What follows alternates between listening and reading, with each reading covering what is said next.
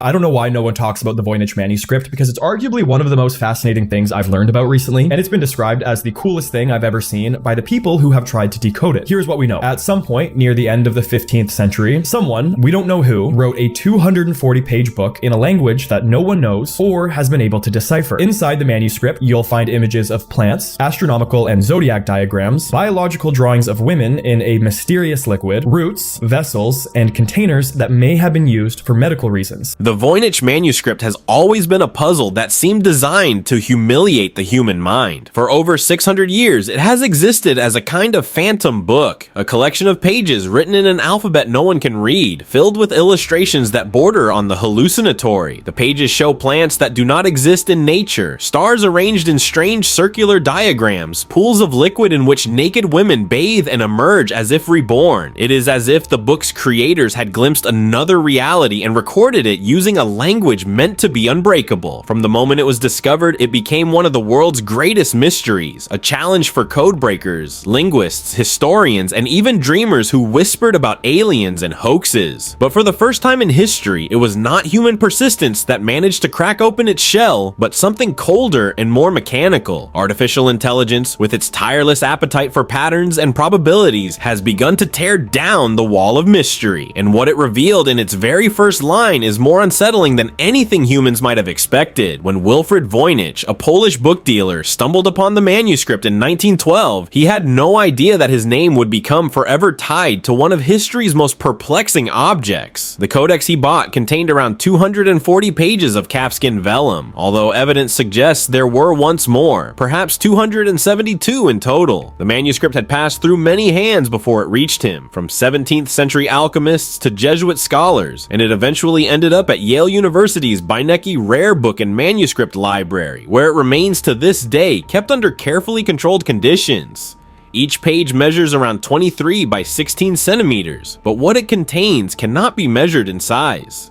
The text is written left to right, but in a script no one has ever found elsewhere. Its characters are composed of smooth, flowing strokes, as if the scribe who wrote them was perfectly at ease with the language. Yet the language itself is nowhere to be found in the known world. The illustrations only deepen the unease. Crude but vivid color is applied to strange drawings of plants with curling stems and bulbous roots. In the astronomical section, the stars seem arranged according to a logic we cannot grasp. Naked women, sometimes linked by pipes or tubes, are seen bathing in green or blue pools, their faces disturbingly calm, almost worshipful. Some folios fold out into complex diagrams, and others contain long strings of recipes or instructions whose meaning has remained locked away. For centuries, this book mocked humanity by refusing to speak. It was not for lack of trying. Scholars speculated endlessly about its origins. Carbon dating in 2009 confirmed that the parchment was produced between 1404 and 1438, placing it in the early Renaissance. Some insisted it was the work of Roger Bacon, the English friar known for his obsession with alchemy and natural magic. Others suspected it was a Renaissance forgery created to con a wealthy patron. Even stranger theories suggested it was not of this earth at all, but a remnant from alien contact. During World War II, codebreakers who managed to defeat the ciphers of Nazi Germany turned their attention to the Voynich Manuscript, only to be left baffled. The great cryptographer William Friedman and his wife Elizabeth, who cracked some of the most sophisticated wartime codes, admitted defeat before the Voynich's mocking letters. Time after time, brilliant minds stared at its pages and came away with nothing.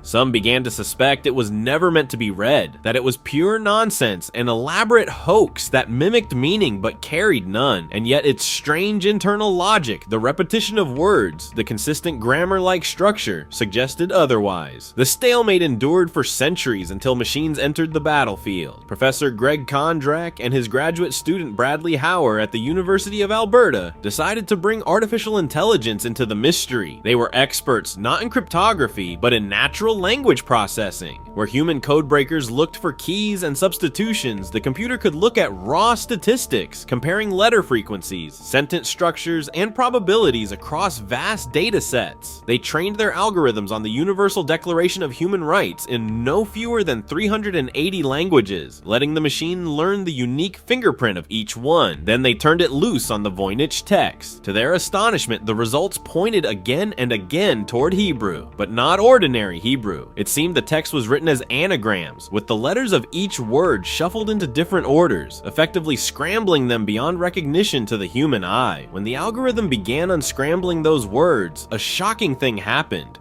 Over 80% of them matched entries in Hebrew dictionaries. But a lot of these drawings, specifically of the plants and the constellations, aren't known to us at all, with some people theorizing that they're from another world and others dismissing it as just fantasy. On top of that, there are hundreds of pages of text in this mysterious language. The manuscript has disappeared and reappeared throughout history, but was rediscovered in 1912 by Wilfred Voynich. Since then, there have been many attempts at trying to decode it, but to this day, its purpose and its language remain a complete mystery. The Impossible Book, the book many had written off as gibberish, was suddenly resolving into actual words. Of course, words are not sentences, and meaning is slippery. To test further, the team fed the deciphered lines into translation software. What came back was not a neat revelation of ancient science or some magical cure for mortality, but something stranger. The very first line, after being pieced together, read, "She made recommendations to the priest, man of the house, and me and people." It is a sentence both banal and terrifying.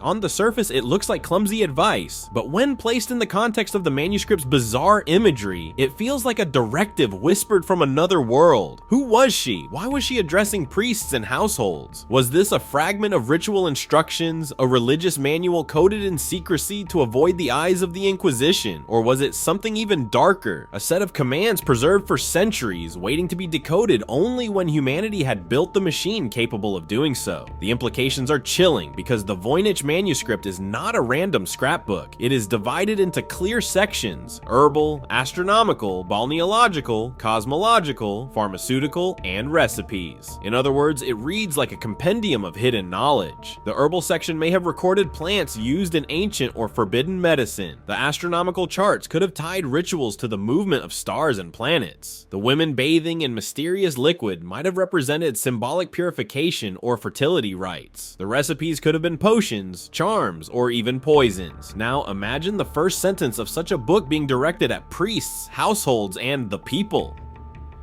It suggests the text was meant to guide collective human behavior, to instruct, not merely to describe. It makes the manuscript feel less like an obscure curiosity and more like a ritual handbook deliberately hidden beneath layers of code. The reason humans never cracked it may be because they were looking for encryption where none existed. The text was not encrypted by shifting letters according to a cipher key, but by scrambling them entirely, hiding their patterns from human intuition.